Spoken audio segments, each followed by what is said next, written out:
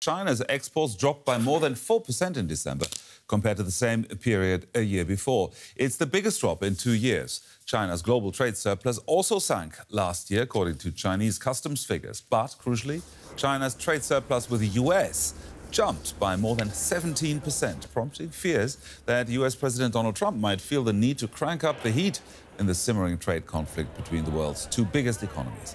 China's weaker imports also worry analysts, raising concerns the world economy might be on track for a slowdown. Signs of an economic slowdown in China have been hard to miss.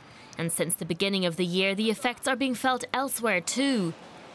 In Britain last week, Jaguar Land Rover said it's cutting 4,500 jobs due to a dramatic drop-off in sales in China. There was also a sharp sell-off on global equity markets when Apple issued a profit warning due to flagging iPhone sales in the world's second-largest economy.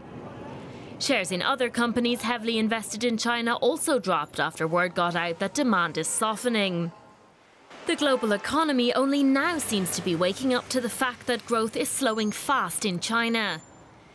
GDP growth by some accounts will drop to just over 6% by next year. China will remain a fast-growing economy compared to many other nations, but a slowdown now means a lot more than it would have a couple of decades ago. That's because back then, China's surging economy accounted for only a small part of global economic performance. But today, it's nearly 20%. That means China's growth doesn't have to cool too much before things get really hot in the countries who do business with it.